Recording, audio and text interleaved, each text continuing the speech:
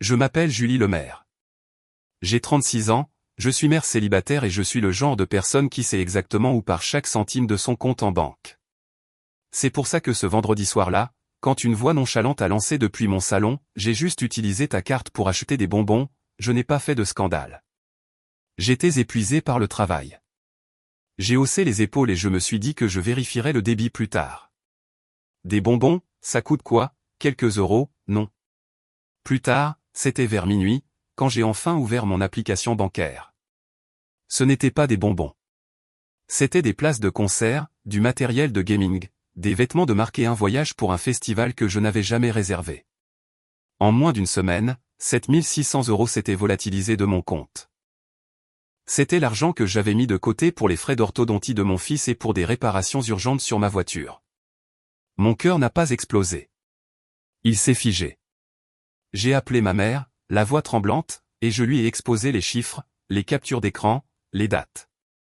Elle a laissé échapper ce petit rire et a prononcé la phrase que je n'oublierai jamais, « Oh, il faut bien que jeunesse se passe. » À cet instant précis, j'ai réalisé que personne n'allait nous protéger, mon fils et moi, à part moi-même. Alors, je n'ai pas crié. Je n'ai rien jeté. J'ai ouvert mon ordinateur portable. À 2h10 du matin, chaque carte, application et compte qu'ils utilisaient avec mes informations étaient gelés ou bloqués. À 7h30, quand la carte de mon frère a été refusée et qu'il a enfin compris ce que j'avais fait, il a hurlé comme si j'avais mis le feu à la maison. Moi, j'étais assise à table avec mon café, et pour la première fois depuis des mois, je ne me sentais pas coupable du tout. Si on vous a déjà dit de laisser couler parce que ce sont des jeunes, restez là, parce que cette nuit-là n'était que le début de ma reprise en main. Quand les cris de mon frère se sont finalement tus ce matin-là, je pouvais presque entendre l'écho de ce qui nous avait amenés à vivre sous le même toit.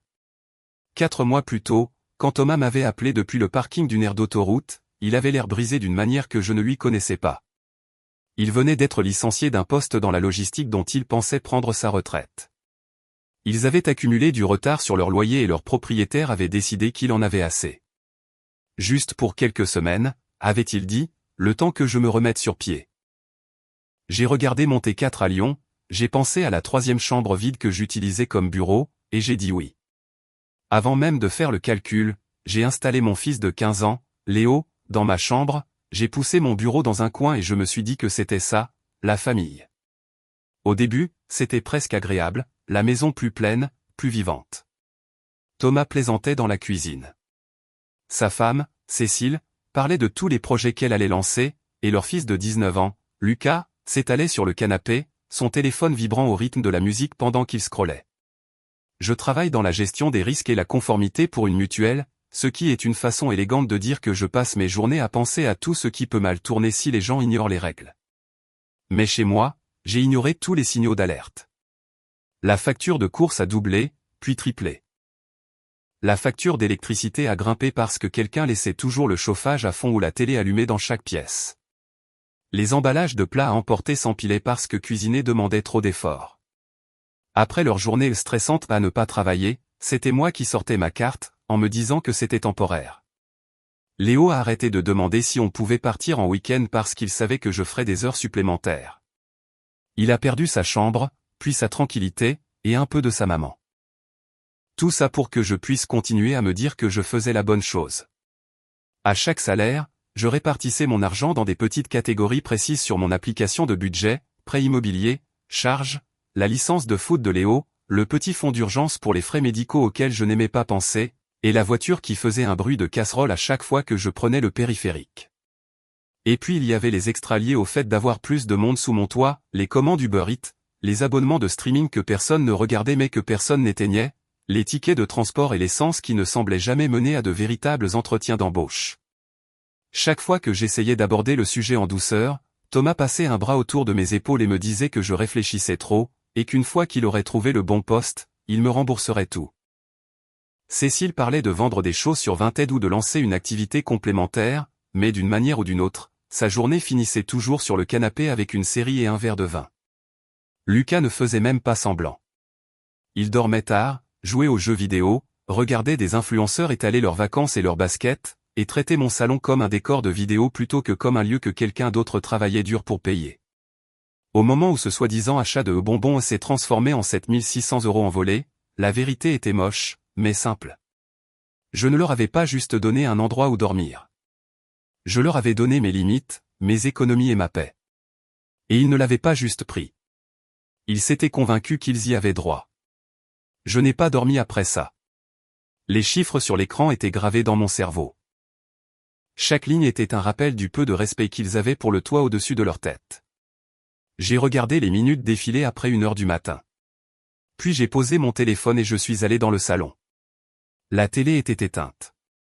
Mais la lueur bleue du téléphone de Lucas éclairait son visage. Il avait des écouteurs et ne m'a même pas remarqué au début. Je n'ai pas prononcé son nom. Je suis passé devant lui directement dans le couloir et j'ai frappé à la porte de mon frère. Thomas a ouvert en t-shirt et caleçon, se frottant les yeux comme si j'avais gâché le meilleur sommeil de sa vie. Quoi, a-t-il grommelé. J'ai levé mon téléphone. Je n'ai pas crié. J'ai fait défiler les transactions et je les ai exposées aussi calmement que possible. Ces débits, ils sont sur ma carte. Ce ne sont pas les miens. Site de billetterie, boutique de jeux vidéo, des vêtements en édition limitée, un acompte pour un festival. Plus de 7000 €, Thomas. Il a cligné des yeux devant l'écran comme si c'était écrit dans une autre langue, puis il a froncé les sourcils. T'es sûr que c'est pas une fraude? Les banques se plantent tout le temps. Le mot fraude m'a presque fait rire. Je lui ai dit que les confirmations par email arrivaient sur des comptes qui s'étaient connectés depuis mon salon, depuis mon Wi-Fi, depuis le même iPad que Lucas utilisait toute la semaine. Je lui ai parlé du commentaire sur les bonbons. Thomas a poussé ce soupir de grand frère accablé que je connaissais trop bien. C'est juste un gamin, Julie, a-t-il dit, la voix baissant comme si c'était nous qui devions être discrets. Il faut bien que jeunesse se passe. Il ne pense pas aux factures et tout ça. Tu te fais des films. Quelque chose a craqué en moi, mais ce n'est pas sorti comme un cri. C'est sorti comme une évidence. Il a 19 ans, j'ai dit. C'est un adulte, et cet argent était pour les soins de Léo et ma voiture. Ce n'est pas une farce. C'est du vol. Thomas a levé les yeux au ciel, battant déjà en retraite. On verra ça demain matin. N'en fais pas toute une histoire maintenant. Puis il m'a fermé la porte au nez. Pas de promesse de parler à son fils. Pas d'offre pour réparer ce qui avait été fait. Juste un haussement d'épaule, un cliché, et une porte. Je suis resté dans le couloir une longue seconde, écoutant le son étouffé de la vidéo que Lucas avait relancée, et j'ai réalisé quelque chose qui faisait plus mal que l'argent manquant. Il ne me voyait pas comme une personne qu'il blessait. J'étais un compte en banque sur pattes. Alors, je suis retourné dans ma chambre, je me suis assise au bord de mon lit à côté de Léo qui dormait, et j'ai ouvert mon ordinateur portable. Si personne d'autre n'allait prendre ça au sérieux, moi si. J'ai commencé par ma banque, signalant chaque débit que je n'avais pas autorisé et ouvrant des litiges. Ensuite, j'y suis allé application par application, carte par carte. J'ai supprimé mes informations des comptes de livraison de repas, des profils VTC, des sites de shopping. Je me suis déconnecté de tout sur les appareils partagés et j'ai changé les mots de passe. J'ai vérifié les confirmations par email et je les ai utilisées pour contacter le service client des plateformes de billetterie. J'ai demandé quels paiements étaient encore en attente, lesquels pouvaient être annulés. Plus je travaillais, plus je me sentais solide. À 2h10 du matin, les dégâts n'étaient pas effacés, mais l'hémorragie était stoppée. Chaque point d'accès sur lequel il s'appuyait nonchalamment depuis des mois, chaque tuyau invisible vers mon argent était gelé. Ce n'était pas dramatique. Pas de porte claquée, pas d'assiette brisée, juste des clics, des confirmations et une décision silencieuse. À partir de cette minute, il ne dépenserait plus un seul centime portant mon nom. J'ai fermé l'ordinateur, posé le téléphone face contre terre et je suis resté là à fixer le plafond, écoutant la maison respirer. Dans quelques heures, les gens qui pensaient que la jeunesse doit se passer était une réponse valable allaient découvrir ce que ça faisait quand la personne qu'ils utilisaient disait enfin non. Je me suis réveillé au son de mon réveil et, pendant une seconde, j'ai oublié ce que j'avais fait. Puis mes yeux se sont posés sur l'ordinateur sur ma table de nuit, et tout m'est revenu en une vague froide et silencieuse. J'ai éteint le réveil avant qu'il ne réveille Léo, je me suis glissé hors du lit et je suis allé à la cuisine. Si le monde devait exploser ce matin, j'allais au moins avoir un café à la main quand ça arriverait. Je venais juste de me verser ma première tasse quand ça a commencé. Hein, c'est quoi ce bordel, bruyant et colérique a explosé dans le couloir, suivi par le bruit sourd de pieds nus claquant sur le parquet. Thomas a déboulé dans la cuisine, son téléphone à la main, la mâchoire serrée, les cheveux en bataille. « T'as touché au compte ?» a-t-il exigé, comme si j'avais forcé son coffre-fort. Ma carte vient d'être refusée à la station-service. Ça dit qu'il y a une sorte de blocage sur le profil. J'ai même pas pu prendre un café. J'ai pris une gorgée lente de mon café. Bonjour à toi aussi. Il a pointé l'écran vers moi. C'est pas drôle, Julie. Je suis déjà stressé et maintenant je peux même pas utiliser l'appli. Avant que je puisse répondre, la voix de Cécile est venue du fond du couloir. Chérie, le drive vient de me jeter. Ça dit moyen de paiement invalide. La banque a tout gelé? On s'est fait pirater? Puis Lucas est arrivé en tapant des pieds comme si le sol l'avait offensé. Il portait un pantalon de survêtement et un sweat à capuche que je ne reconnaissais pas. Téléphone serré dans sa main. Ok, qu'est-ce qui se passe? A-t-il lancé sèchement. Ma commande Amazon a disparu. Mon appli de billetterie dit échec de paiement et maintenant la compte du festival est en attente de validation. Quelqu'un a touché au Wi-Fi ou quoi? Ils me regardaient tous les trois visages alignés dans ma cuisine comme si j'étais le support technique au lieu de la personne dont le nom était sur chaque facture. J'ai posé ma tasse. Il n'y a aucun problème avec le Wi-Fi, ai-je dit. Et non, la banque n'a pas fait d'erreur. C'est moi. Thomas a froncé les sourcils. Qu'est-ce que ça veut dire, c'est toi? Ça veut dire, ai-je dit en gardant une voix stable, qu'après avoir vu plus de 7600 € disparaître de mon compte sans ma permission, j'ai gelé tous les moyens par lesquels vous utilisiez mon argent. La pièce est devenue très silencieuse. Quoi? 7600 € a demandé Cécile, la voix aiguë et fluette. J'ai attrapé mon téléphone sur le comptoir, ouvert l'application bancaire et tourné l'écran pour qu'il puisse voir. Ça, ai-je dit en faisant défiler. Place de concert VIP, matériel de gaming, vêtements, un voyage. Des débits effectués via des comptes dans cette maison, via des applis liés à ma carte, à mon nom. En moins d'une semaine. Le visage de Lucas est passé de la confusion à la défensive en 2 secondes. Tu peux pas prouver que c'était moi, a-t-il dit, même si ses yeux parcouraient chaque transaction comme s'il les reconnaissait. Ces plateformes se font pirater tout le temps. Les confirmations par email, ai-je dit calmement, sont allées à une adresse à laquelle tu te connectes depuis mon iPad. Les adresses de livraison sont celles de cette maison. Les horaires correspondent au moment où tu étais assis sur mon canapé, et à l'un de ces soirs où tu m'as dit que tu avais utilisé ma carte pour des bonbons. Thomas a levé les bras au ciel. D'accord, mais tu aurais pu nous parler avant de tout faire sauter, Julie. On est déjà sous une pression énorme. Le fait que tu bloques tout nous rend tous misérables. On a besoin d'accéder à des choses, nous aussi. Je l'ai fixé. Non, vous n'avez pas besoin d'accéder à mon fonds d'urgence. Vous n'avez pas besoin d'accéder à l'argent que j'économise pour la santé de Léo et la voiture qui m'emmène au travail. Tu avais besoin de dire à ton fils adulte de ne pas voler sa tante. Cécile a croisé les bras. Voler, c'est un grand mot. Tu as proposé ton aide. Tu te souviens? Tu as dit qu'on était une famille. Maintenant tu agis comme si on était des escrocs. Vous vous êtes servi pour 7600 € de mon avenir, ai-je dit. La famille n'a pas un chèque en blanc pour ça. Lucas a ricané. C'est pas comme si t'étais fauché. T'as un bon boulot. Tu vas le récupérer, ton argent. T'avais pas besoin de virer psychopathe et de tout verrouiller pour quelques achats. Sérieux, tu gâches la matinée de tout le monde pour ça. J'ai laissé flotter ça un moment, ce sentiment de qui épaississait l'air. Puis j'ai repris mon café. Il ne s'agit pas de gâcher votre matinée, Lucas. Il s'agit du fait que vous pensez qu'il faut bien que jeunesse se passe et est un passe-droit pour du grand banditisme. Ça ne l'est pas. Thomas s'est approché, baissant la voix comme s'il pouvait m'intimider pour me faire reculer. Annule ça, a-t-il dit. Appelle la banque, remets les applis, réactive tout. On trouvera un moyen d'arranger les choses, mais on ne peut pas le faire si tu as tout coupé. J'ai soutenu son regard. Je ne réactiverai rien. Ni aujourd'hui. Ni demain. Si vous voulez parler de comment on arrange ça, on aura une conversation de famille ce soir après le dîner. D'ici là, si vous voulez du café, il y a une bouilloire sur le feu et de la nourriture normale dans le placard.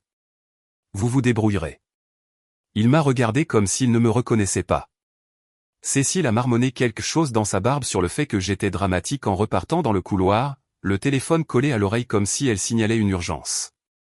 Lucas a juste lancé un regard noir, puis est retourné lourdement vers le canapé, passant d'une appli à l'autre et jurant à chaque fois qu'une nouvelle notification de paiement refusé apparaissait. Pour la première fois depuis des mois, j'ai fini mon café pendant que la maison bourdonnait de la panique des autres au lieu de la mienne. Il n'avait aucune idée que c'était la partie douce. Ce soir, quand on s'assiera à table, j'allais arrêter d'être le filet de sécurité sur lequel il rebondissait et commencer à être le sol dur. Ce soir-là, après que Léo a fini ses devoirs et a disparu dans le petit coin de ma chambre qu'on appelait maintenant son espace, j'ai demandé à tout le monde de me rejoindre à la table de la cuisine. Pas de télé, pas de téléphone, pas de bruit de fond, juste nous quatre et le plafonnier qui grésillait doucement comme s'il était nerveux lui aussi. Thomas s'est assis au bout de la table comme s'il présidait quelque chose d'important. Cécile s'est installée à côté de lui, les bras croisés, les yeux déjà brillants de ce genre de larmes qui arrive juste avant une dispute. Lucas s'est laissé tomber sur la chaise en face de moi, tellement avachi qu'on aurait dit qu'il essayait de glisser sous la table. J'ai pris une inspiration. On va parler de ce qui s'est passé, ai-je dit. De tout. Thomas a été le premier à se lancer. Écoute, on sait que tu es énervé. N'importe qui le serait, mais la façon dont tu as géré ça ce matin, geler tout sans avertissement, nous humilier comme ça, c'était dépasser les bornes, Julie. Je l'ai fixé. Vous humilier? Il a hoché la tête comme si c'était évidemment la partie sur laquelle je devais me concentrer. Cécile s'est penchée en avant. On a voulu commander des courses et payer de l'essence et soudain on est bloqué de partout. Tu as une idée d'à quel point c'est humiliant? J'ai dû dire au livreur d'annuler alors que ma commande était prête. On a l'air de gens qui ne gèrent pas leur vie. Vous ne la gérez pas, ai-je dit doucement. C'est bien ça le problème. Sa bouche s'est ouverte. Waouh. Brutal. Je croyais qu'on était une famille. Lucas a levé les yeux au ciel. Elle agit comme si j'avais braqué une banque. C'était quelques achats. Ouais, j'aurais pas dû utiliser la carte sans demander. Bref. Mais tu agis comme si j'avais ruiné ta vie entière pour des billets et du matos. Je les ai tous laissés parler. Je les ai laissés empiler leurs sentiments jusqu'à ce que les mots oppression, stress et humilié aient été lancés assez de fois pour qu'ils commencent à se répéter, exactement comme ils le faisaient toujours quand le sujet se rapprochait trop de la responsabilité. Quand ils ont finalement manqué de souffle, j'ai croisé les mains sur la table. Vous vous sentez humilié parce que, pour une journée, vous avez été traité comme je suis traité par mon compte en banque depuis des mois, ai-je dit. Vous ressentez de la pression parce que pour la première fois, il y a une conséquence qui n'atterrit pas silencieusement sur mes épaules. Thomas a soupiré. Et c'est parti. Non, ai-je dit. Vous n'avez pas encore vraiment écouté. J'ai sorti le relevé imprimé que j'avais apporté à table et je l'ai glissé vers le milieu. Ceci est mon dernier mois de dépenses. Prêt IMO, charge, courses, essence, la licence de foot de Léo, le fonds d'urgence qui est censé couvrir ce que sa mutuelle ne couvre pas. La réparation de voitures que je repousse pour pouvoir continuer à aller travailler. Et récemment, la nourriture en plus, le streaming en plus, l'électricité en plus, les trajets en plus qui sont venus avec 3 adultes supplémentaires chez moi. J'ai couvert presque tout. Ils ont jeté un coup d'œil au papier comme s'ils pouvaient les mordre. Thomas, quand tu m'as appelé depuis ce parking, je n'ai pas hésité. J'ai sorti mon fils de sa chambre. Je t'ai donné les clés de ma maison, mon Wi-Fi, ma vie. J'ai pris des gardes supplémentaires pour qu'on ne prenne pas de retard. Léo a perdu son espace, sa routine, du temps avec moi, pour que tu puisses avoir un point de chute. C'était moi agissant en famille, pas en propriétaire, pas en banque. En famille. J'ai regardé Lucas. Et toi, tu as pris ça et tu as décidé que ça signifiait que tu pouvais te servir pour 7600 € de tout ce que j'essayais de maintenir ensemble. Il a rougi et a détourné le regard. Tu fais croire que c'est bien pire que ça ne l'est, a-t-il marmonné. J'étais stressé. Ok. Tu crois que c'est facile d'avoir 19 ans, d'être fauché et de regarder tout le monde en ligne tout avoir? Je voulais juste me sentir normal pour une fois. Ces billets, ces fringues, ce matos. Ça te donne l'impression de ne pas te noyer. Cécile a hoché la tête rapidement. Exactement. Il a traversé beaucoup de choses, Julie. Nous tous. L'économie est brutale. Les boulots sont impossibles à trouver et toi tu es stable. Tu as une carrière. Tu ne survis pas au jour le jour comme nous. J'ai ri une fois. Un son bref et sans humour qui m'a surprise moi-même. Vous savez ce que l'argent représente pour moi en ce moment, ai-je demandé. C'est l'appareil dentaire de Léo. C'est le reste à charge pour le spécialiste qu'il doit voir. C'est la réparation qui empêche ma voiture de mourir sur l'autoroute. C'est la différence entre nous ayant un toit et nous appelant quelqu'un depuis un parking pour demander un canapé. Tu as raison. Je suis stable. À peine. Et ton fils a pris cette stabilité et l'a traitée comme une virée shopping.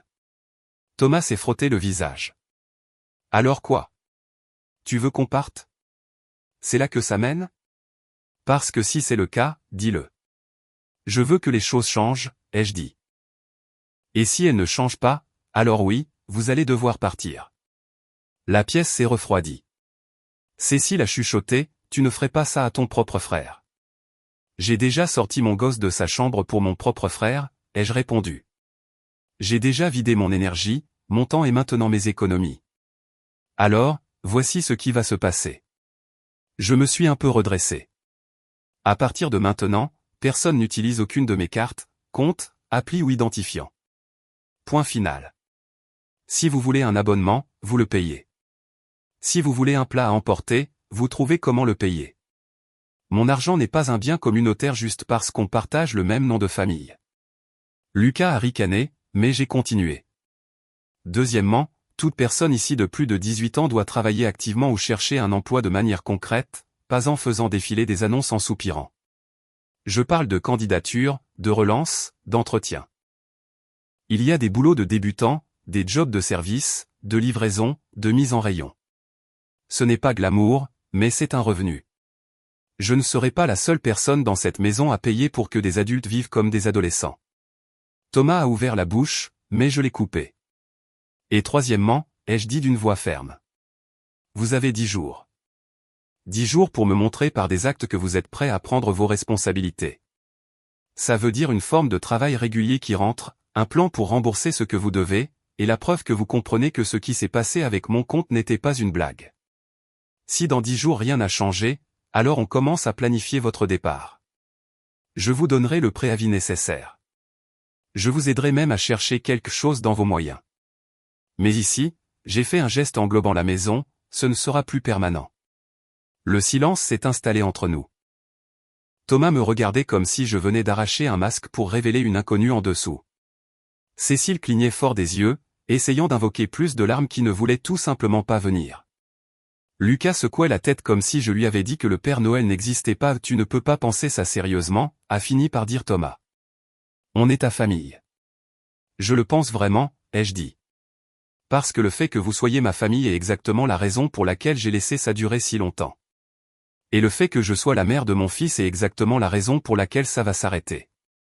J'ai reculé ma chaise et je me suis levé. Vous avez 10 jours pour décider si vous voulez faire partie de ce foyer en tant qu'adulte ou si vous voulez continuer à agir comme si j'étais juste la personne dont vous utilisez la carte. Dans tous les cas, j'ai fini d'être la seule à payer le prix. Puis je les ai laissés à table avec le relevé imprimé toujours entre eux, les chiffres noirs sur blanc et indéniables. Et pour la première fois depuis qu'ils avaient emménagé, j'ai marché dans le couloir sans avoir l'impression d'être celle qui devait s'excuser. Le lendemain matin, je n'ai pas attendu qu'ils viennent vers moi. Avant le travail, je me suis assise à mon ordinateur et j'ai sorti toutes les offres d'emploi dans un rayon de 30 km qui ne nécessitaient pas de diplôme. Vente, entrepôt, café, supermarché, livreur, mise en rayon de nuit, plonge. Le genre de travail qui ne fait rêver personne, mais qui paie les vraies factures. Je les ai imprimées, j'en ai surligné quelques-unes qui correspondaient à l'ancienne expérience de Thomas, j'ai entouré celle qui disait débutante acceptée ou pour Lucas, et j'ai laissé la pile au centre de la table de la cuisine avec un stylo dessus. Sur un post-it, j'ai écrit « Ces endroits embauchent maintenant. Je peux aider pour les CV ce soir ». Quand je suis rentré ce soir-là, la pile était toujours là. Le stylo était par terre. Quelqu'un avait utilisé le verso d'une page comme sous-vert. Au dîner, j'ai pointé la pile du doigt. Quelqu'un a regardé ça, ai-je demandé. Thomas a haussé les épaules sans lever les yeux de son assiette. J'ai survolé, a-t-il dit. La plupart paient des clopinettes. On ne peut pas vivre avec ça. Cécile a soupiré. Et la moitié sont à des kilomètres. L'essence n'est pas gratuite. Lucas a pris une des pages et l'a tenue du bout des doigts comme si elle sentait mauvais. Action? Un supermarché? Un fast-food? Il a ricané et l'a lâché. Je vais pas perdre mon temps à pointer pour un job de merde au SMIC. C'est pas mon style. Je l'ai fixé. Ton style, c'est de vivre sur le fond d'urgence de quelqu'un d'autre, ai-je demandé.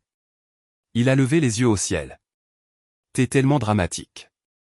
Tu agis comme si c'était facile dehors. Un job ne va pas tout régler de toute façon, alors pourquoi s'embêter avec quelque chose qui est en dessous de moi? En dessous de lui. L'expression s'est enfoncée comme une écharde. Le travail n'est pas en dessous de toi, ai-je dit. Le vol, si. Il a reculé sa chaise dans un crissement. Tu sais quoi? J'ai pas à rester assis là et à me faire attaquer. Il est parti en marmonnant. Thomas l'a juste regardé partir, la mâchoire serrée, mais n'a pas dit un mot pour l'arrêter. Ça m'a tout dit. Le troisième jour, pendant qu'ils regardaient à nouveau une série qu'ils avaient déjà vue, j'ai pris une journée de congé. Je me suis réveillé, j'ai envoyé Léo au collège, et puis j'ai traversé la maison calmement avec un panier à linge. J'ai collecté tous les articles coûteux que je savais ne pas avoir achetés. La boîte du casque de gaming non ouverte glissait sous le canapé. Les baskets en édition limitée encore dans leur sac impeccable. Le sweat à capuche avec les étiquettes attachées. La pile de boîtes de marque fourrées au fond du placard de l'entrée comme si les cachets les rendaient gratuites. J'ai revérifié les confirmations par email. Reçu correspondant et numéro de commande. J'ai jeté tout ce qui pouvait être retourné dans le panier. Puis j'ai tout chargé dans ma voiture. Au premier magasin d'électronique, j'ai posé le casque et les accessoires sur le comptoir et j'ai glissé ma carte d'identité et la confirmation de commande. Le vendeur a tout scanné, a froncé les sourcils devant l'écran, puis a hoché la tête. Vous êtes dans le délai de rétractation, a-t-il dit. Le remboursement retourne sur la carte d'origine. J'ai regardé les chiffres apparaître sur le petit écran. J'ai regardé un petit morceau de mon fond d'urgence retrouver son chemin vers la maison. Au magasin de basket dans le centre commercial, le vendeur m'a lancé un regard comme si j'avais perdu la tête. Vous ne voulez pas les garder, a-t-il demandé en retournant les chaussures dans ses mains. Les gens font la queue pendant des heures pour cette collection. Je ne les ai pas achetés, ai-je dit. Et la personne qui l'a fait a utilisé de l'argent qui n'était pas le sien. Il a ouvert la bouche comme s'il voulait en demander plus, puis s'est ravisé et a traité le retour. Remboursement après remboursement, j'ai senti mes épaules s'abaisser d'une fraction de centimètre. Le temps que je sois de retour dans ma voiture, j'avais récupéré plus de 4 500 €. Pas tout, mais assez pour transformer ces transactions d'un désastre total en quelque chose de surmontable. Quand je me suis garé dans l'allée, Lucas faisait les 100 pas sous le porche. Son visage était rouge, ses yeux hagards d'une manière que je n'avais pas vue auparavant. T'étais où, a-t-il exigé quand je suis sorti. Qu'est-ce que tu as fait? J'ai fermé la portière de la voiture soigneusement. J'ai repris ce que je pouvais, ai-je dit. Le casque, les baskets, les vêtements, tout ce qui avait encore des étiquettes et une politique de retour. Les magasins sont très compréhensifs quand le titulaire de la carte se présente avec la preuve qu'il n'a pas autorisé l'achat. Il m'a regardé comme si je l'avais giflé. Tu peux pas faire ça. C'était à moi. Je les ai commandés. C'est mes affaires. Payées avec mon argent, ai-je dit. Donc non, elles n'ont jamais été vraiment à toi. Il s'est approché, la voix montant. Je suis sérieux. J'appelle les flics. Tu viens de me voler des milliers d'euros de marchandises. C'est un crime. Il a sorti son téléphone, le pouce planant au-dessus de l'écran comme s'il attendait que je le supplie de ne pas le faire. Je ne l'ai pas fait. Vas-y, ai-je dit. Quand ils arriveront, je leur montrerai mes relevés bancaires, les reçus par email, les appareils depuis lesquels ces commandes ont été passées, et ensuite je leur demanderai comment ils appellent ça quand quelqu'un utilise la carte d'une autre personne sans permission pour acheter des articles de luxe. Sa bouche s'est ouverte et fermée 2 fois, mais aucun son n'est sorti. Pour la première fois depuis le début de cette histoire, j'ai vu autre chose que de l'irritation sur son visage. J'ai vu de la peur. Tu ne ferais pas ça, a-t-il chuchoté. Tu ne me créerais pas vraiment des ennuis. Je n'ai rien choisi de tout ça, ai-je dit. Toi si. J'ai juste choisi d'arrêter de te laisser faire sans conséquence. Thomas est apparu dans l'embrasure de la porte à ce moment-là, observant la scène, le panier à linge vide dans ma main. Qu'est-ce qui se passe, a-t-il demandé. Lucas m'a pointé du doigt comme un enfant de 6 ans qui rapporte. Elle a ramené mes affaires. Tout. Elle a récupéré l'argent. Dis-lui qu'elle peut pas juste faire ça. Thomas m'a regardé, puis son fils, puis le panier comme si les mots juste se cachaient peut-être dedans. Julie, a-t-il dit lentement. Peut-être que tu aurais pu nous parler avant de sortir. Et je vous ai donné 10 jours, les jeux coupés. Je vous ai dit exactement ce qui devait se passer. Je vous ai donné des offres d'emploi, proposé d'aider pour les candidatures, demandé de prendre vos responsabilités. On est au jour 3 et la seule chose qui s'est passée, c'est plus d'excuses et plus de télé. J'ai pris une respiration. Les retours, c'est la partie facile. Vous vivez toujours ici gratuitement. Vous mangez toujours la nourriture que je paie. Vous utilisez l'électricité que je paie tout en vous plaignant que le travail honnête est en dessous de vous. Je ne continuerai pas à financer ça. La mâchoire de Thomas s'est contractée. Alors quoi maintenant? Tu nous forces la main jusqu'à ce qu'on fasse exactement ce que tu dis? Non, ai-je dit, ce qui se passe maintenant dépend de vous. Il vous reste une semaine. Pendant ce temps, vous pouvez soit commencer à me montrer que vous êtes prêt à travailler et à rembourser ce que vous pouvez, soit vous pouvez commencer à faire vos cartons. J'ai déjà parlé à une amie qui gère un café. Elle est prête à t'interviewer, Thomas. Il y a un entrepôt qui embauche de nuit à 2 trajets de bus. Les applis de livraison cherchent toujours des chauffeurs. Il y a des options, mais rester assis sur mon canapé à drainer mes ressources n'en est plus une. Lucas a secoué la tête, incrédule. Tu es sans cœur, a-t-il craché. Sérieux, pour un peu d'argent stupide. J'ai senti les mots atterrir et glisser sur moi. Non, ai-je dit doucement. J'ai juste arrêté de vous laisser faire des chèques en mon nom. Je suis passé devant eux deux et je suis rentré, mon téléphone vibrant dans ma poche avec une autre notification de remboursement. Chaque petite vibration ressemblait à un morceau de moi-même qui se remettait en place.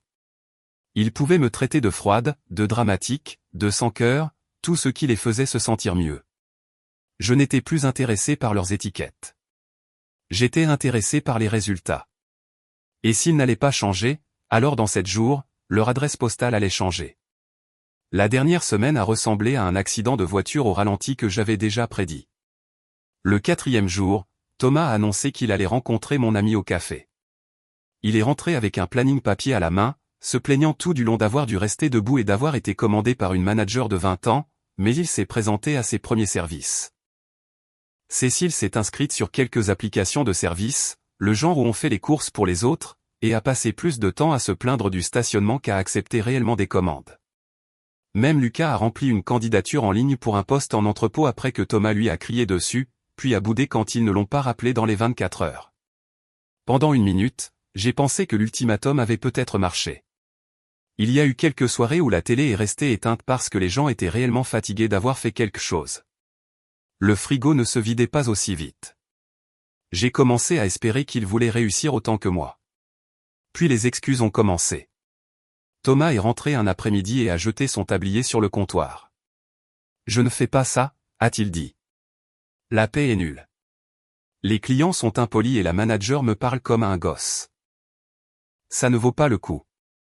Cécile a arrêté d'accepter des courses parce que les pourboires n'étaient pas justes. Lucas a décidé que l'entrepôt avait eu une mauvaise ambiance après un email d'orientation et ne s'est jamais présenté. Au 8e jour, nous étions revenus exactement à la case départ. 3 adultes affalés dans mon salon, scrollant sur leur téléphone, se plaignant de la dureté de la vie pendant que je m'habillais pour une autre journée au travail qui gardait la lumière allumée. Ce soir-là, après que Léo soit allé se coucher, j'ai imprimé une courte lettre et je l'ai placée sur la table. Elle exposait les mêmes choses que j'avais déjà dites à voix haute, la dette, l'argent volé, l'absence de progrès, et la décision qui avait été prise pour moi. J'ai regardé les yeux de Thomas parcourir la page, j'ai regardé sa mâchoire se serrer quand il a atteint la ligne qui disait qu'ils avaient 72 heures pour faire un plan et commencer à déménager. Tu fais vraiment ça, a-t-il dit comme s'il pensait encore que je pourrais reculer. Oui, ai-je dit. Je le fais. Il a essayé tous les angles, la culpabilité, la nostalgie, la carte du « je suis ton grand frère ». Cécile a chuchoté à quel point elle avait peur, qu'elle ne savait pas où ils iraient. Lucas m'a traité de noms que je ne répéterai pas. Mais à la fin, ils ont fait leur valise. Ce n'était ni propre ni joli. Il y a eu des portes claquées, des sacs poubelles bourrés, et une pile de choses qu'ils ont laissées derrière eux parce qu'ils ne pouvaient pas tout faire entrer dans la camionnette empruntée qu'ils avaient réussi à obtenir. Le dernier jour, Thomas a hésité dans l'embrasure de la porte, les clés à la main. « Je n'aurais jamais pensé que tu choisirais l'argent plutôt que la famille », a-t-il dit. J'ai regardé par-dessus son épaule Léo assis sur le canapé, enfin seul dans son propre salon à nouveau. « Je n'ai pas choisi l'argent plutôt que la famille », ai-je dit. J'ai choisi la stabilité pour mon fils plutôt que le chaos pour tous les autres. Puis j'ai repris les doubles des clés et j'ai fermé la porte. Au cours des semaines suivantes, le reste des retombées est arrivé au compte-gouttes. La banque a fini de traiter mes litiges et j'ai récupéré quelques milliers d'euros supplémentaires. Pas tout, mais assez pour qu'entre les remboursements magasins et les contestations bancaires, j'ai récupéré environ 6 900 euros.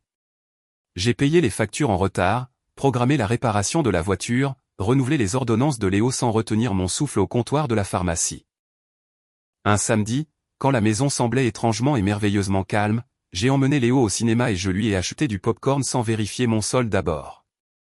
Sur le chemin du retour, il a dit « C'est sympa d'être juste nous deux à nouveau ».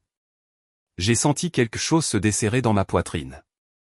Par des connaissances communes et des conversations surprises à moitié, j'ai appris que la voiture de Thomas avait fini par être saisie quand il n'a pas pu suivre les paiements, qu'il rebondissait entre des canapés et des motels bon marché. Lucas a fini par travailler à temps partiel dans un fast-food à l'autre bout de la ville. Pas d'arrestation dramatique, pas de fin tragique, juste la vraie vie qui exigeait enfin ce que j'avais couvert pendant des mois. Un soir, mon téléphone s'est allumé avec le nom de Thomas.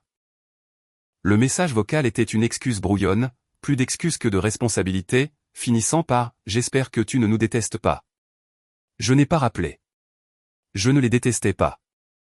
Je n'étais juste pas prête à sacrifier mon avenir ou celui de mon fils pour les protéger des conséquences de leur propre choix. Les gens adorent dire « il faut bien que jeunesse se passe » comme si c'était une formule magique qui efface les dégâts.